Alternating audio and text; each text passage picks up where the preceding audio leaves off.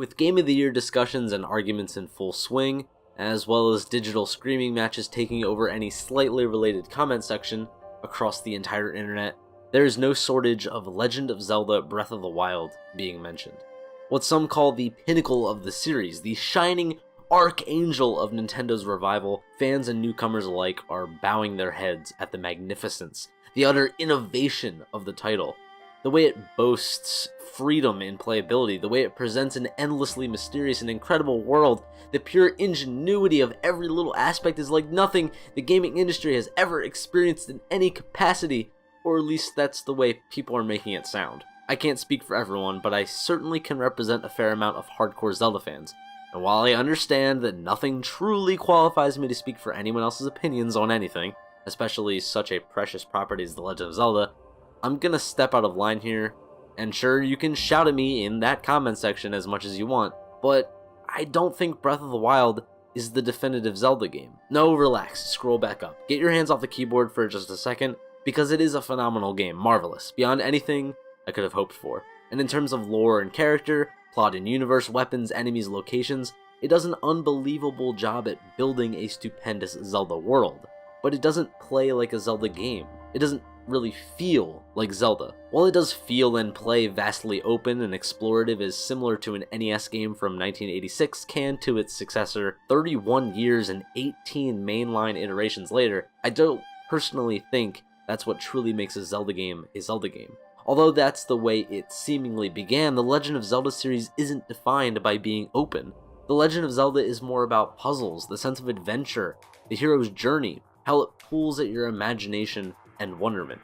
First, let's step back and actually define linearity, because there's a lot of different ways of looking at the concept. But screw being technical, how much of a straight line are we going to walk here? Are we going to go along the same scenarios in the same order every time? Do we get to make a couple key choices? Or do we get past the intro cinematic, a firm shove, and instructions to go do something? When it comes to Zelda, there's more layers than that. Yes, there's the progression of the story, but there's also the overarching quests that facilitate that story. There's the order of the dungeons that bring you to the completion of said quests, and even the navigation of those dungeons. So let's break down some of the Legend of Zelda games in terms of these levels of linearity, as well as other standout qualities, and see if what I'm claiming holds up. Here's the list of games I'm going to analyze, and where they lie currently on the general preconceived notion of linear or not. Let's start with A Link to the Past, the game that has been home to the misconception of non-linearity since 1991. Because although the world does open up to you once you've bested the Palace of Darkness, you really can only access the Skull Woods, the Swamp Palace, and Thieves Town without the Titan Myths, which lock you out of the Ice Palace, Misery Mire, and Turtle Rock, the latter that can only be accessed after getting the Fire Rod and the Cane of Samaria from the former two. Although each of the dungeons in this game brings different levels of holding your hand, like detours and crossing over different angles of the same areas, only a few have optional rooms, like in the Eastern Palace, or the option to hold multiple keys and choose the doors you want to unlock, like in the Palace of Darkness and Misery Mire. But even then, you still have to unlock them all to fight the final boss. Hyrule Castle, on the other hand, is literally a straight sequence of rooms. While the Desert Palace, after its wide-open first floor with 7 unlocked rooms from the start, it adheres to its set path once again. While the game does do something interesting by putting some of the key items you require outside of the related dungeons, like the Zora Flippers or the Book of Medora, and the possibility of missing the Moon Pearl in the Tower of Hera entirely, the game is still segmented in 2 large chunks, the first of which can only be played in one specific order. On the other hand, we have the Wind Waker, which lets the player sail to pretty much anywhere they can find, but limits the access to such locations by getting to specific points in the story or having certain items. Those certain items are almost exclusively found in major or minor dungeons, and when you find them, they're used in extremely obvious ways that the dungeon puts right in front of you, like the boomerang in the Forbidden Forest, the grappling hook at Dragon Roost, the hero's bow in the Tower of the Gods, and the mirror shield in the Earth Temple. And in every situation, you only ever hold one key, of which is assigned to one accessible door. The only temple that diverts from this general pattern is the Wind Temple, which is dependent on whether or not you saved Makar, have the hookshot, activated the upper or lower floors, and if the giant fan is on or not. But even these things can only be done in a certain blocked off order effectively.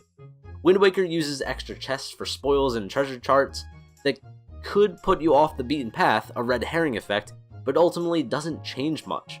This game is also segmented into 2 major chunks, getting the orbs and getting the Triforce pieces, which can be done in any order, but no one affects the accessibility of the others, which we will touch on again later.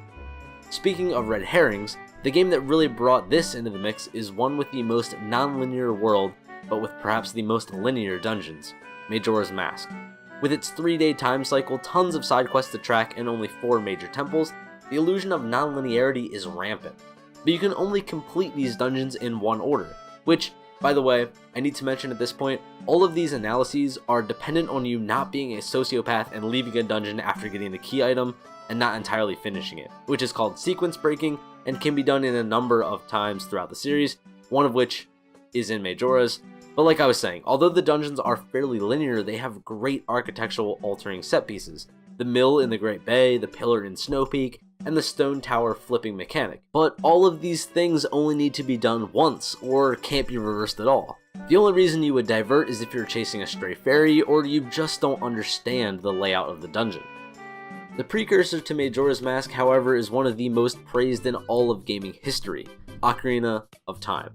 When Zelda broke into the third dimension and really took the verticality of dungeons that was hinted at in Link to the Past to a whole new level, literally, the puzzle solving and understanding that you have to do is much harder, like in the Water Temple, where you can raise or lower the water level until you're driven mad. Although most dungeons have multiple keys, they only present you with one locked door at a time, while getting to these dungeons and completing them can only be done out of order if you blow off Sheik's instructions deliberately. Even then, you can only do that in the second half of the game. Only a few different ways, because although you can go to either the Forest Temple or the Fire Temple first, you can only go to the Water Temple after Forest, Shadow after Water and Fire, and Spirit after Water. Outside of the main quest, there aren't even many side quests that would provide non-linearity to the overall structure. And as you've already figured out, the overall plot is always linear in pretty much every game. Save the princess, save Hyrule. That's it. Awesome set pieces, backtracking, crossing over interesting places and central locations, even taking dungeons in small chunks would grow and be more prominent after the N64 era, and be really emphasized in Twilight Princess, where every dungeon basically follows the same path. Get to the central room, go down one path, come back, go to the other, then go to the third path and finish it off. Although this is broken slightly in Snow Peak Ruins, we once again see the key item dominating the overall concept of traversing the dungeon you're in, and no option beyond the straight path and few side quests taking over the structure of this GameCube Wii angsty teen of the Zelda series. While Twilight sat back on the illusion of choice in dungeons and linear story beats, Skyward Sword stripped away the map even further and set you down a path that a lot of the time wasn't even a puzzle because Fi would tell you exactly where to go or what to do. And although this is a major problem in the dungeons too, they have interesting concepts that bring us back to the N64 era with awesome shifting labyrinths and environmental puzzles. The Ancient Cistern, the time travel stones that are used in a ton of different and creative ways in the desert, the Sky Keep, you can literally change the entire layout of the dungeon itself, where moving the rooms and connecting them in different ways is the whole puzzle. This game also gives the player a great number of side quests too, although mostly in the small and annoying to navigate hub world, or in the segmented and rather conventional level areas. At this point, you're probably thinking, why are you telling us exactly how non-linear everything is, while games like Link Between Worlds, the original Zelda, and Breath of the Wild, which you seem to hate so much, exist? Because I need to set up the different linear concepts for you to believe me when I say that these games, although not too linear, actually suffer because of it.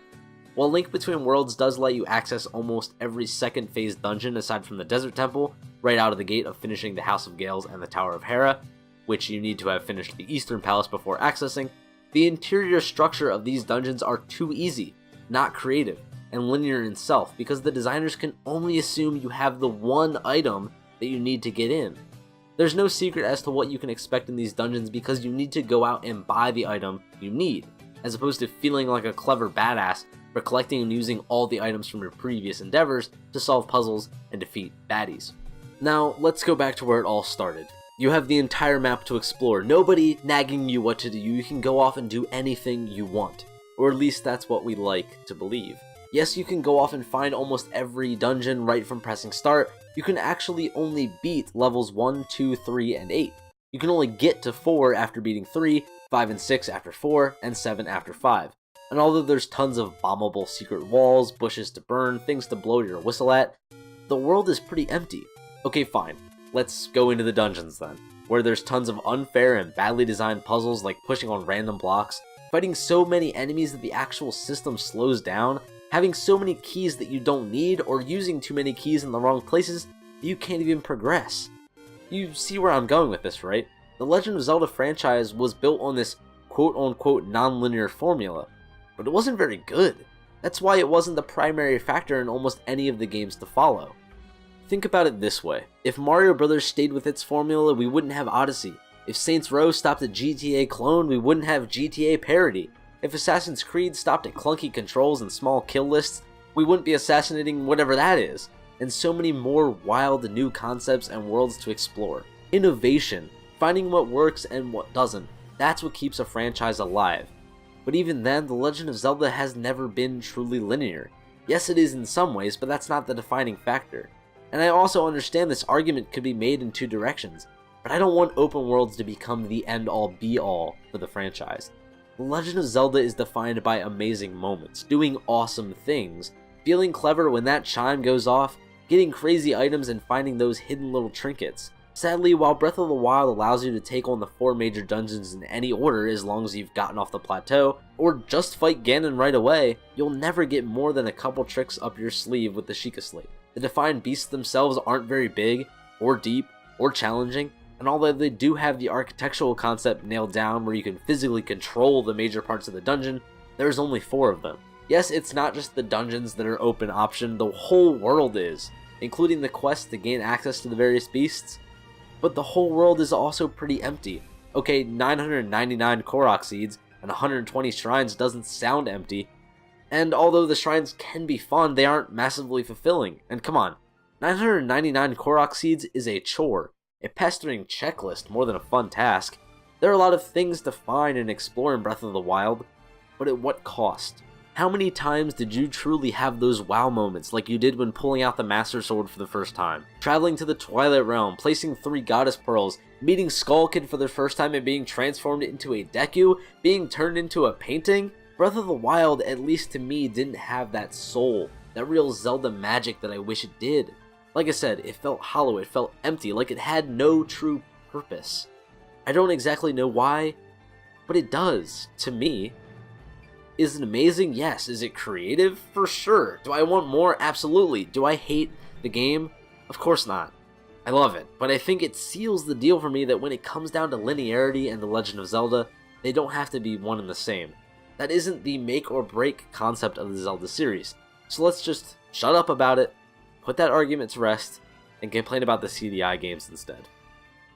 If you didn't know, the Gameside Guys is powered by Patreon, so if you like this or any of our other content, think about taking a look at our page and donating a couple bucks. You could get your name in the credits of every one of our longer videos, get every video a day early, or even some exclusive rewards. If you're feeling generous, think about it, but even watching and sharing is always appreciated.